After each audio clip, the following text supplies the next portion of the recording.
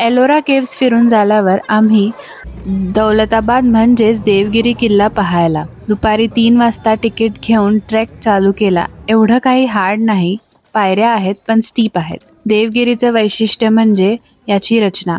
एकच प्रवेशद्वार, भूलभुलैयासारख्या वळणावळणाचा बोगदा, गुप्त मार्ग आणि शत्रूंची फसवणूक करणारी हुशार योजना. डोंगराचं शिखर खोदून तयार केलेला हा किल्ला एक प्रकारे नैसर्गिक आणि मानवनिर्मित चमत्कार आहे. इथल्या भिंतींवर आणि दरवाजांवर काळाचे ठसे आहेत, परंतु प्रत्येक दगड सांगतो, काळ गेला, साम्राज्य पडली, पण मी अजून इथेच उभा आहे. आणि म्हणूनच देवगिरी हा केवळ एक किल्ला नाही, तर महाराष्ट्राच्या वैभवशाली इतिहासाचं जिवंत प्रतीक आहे.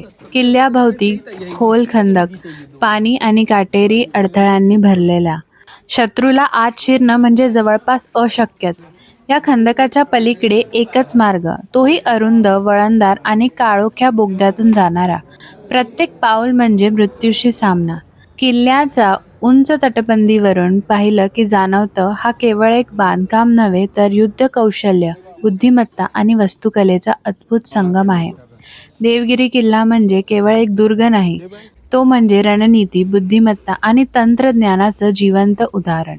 या किल्ल्यावर उभ्या असलेल्या तोफा त्या काळच्या सैनिक सामर्थ्याचे प्रतीक आहे. जेव्हा तोफांचा वापर भारतात नुकताच सुरू झाला होता, तेव्हा देवगिरीसारख्या किल्ल्यांनी त्याचा सर्वात प्रभावी वापर केला.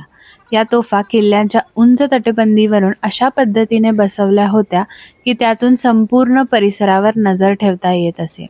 डोंगराचा नैसर्गिक उतार आणि तोफांची अचूक मांडणी ह्यामुळे शत्रू जवळ आला तरी त्याचं अस्तित्व टिकणं कठीण होतं.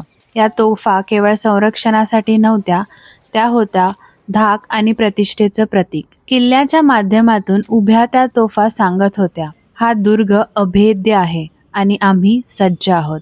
किल्ला फिरून झाल्यावर आम्ही संध्याकाळी परतलो संभाजीनगर रेल्वे स्टेशनला पुन्हा देवगिरी एक्सप्रेससाठी. 11:30ला रात्री ट्रेन पकडून सकाळी 5:30च्या सुमारास पुन्हा घरी पोचलो. Thank you for watching.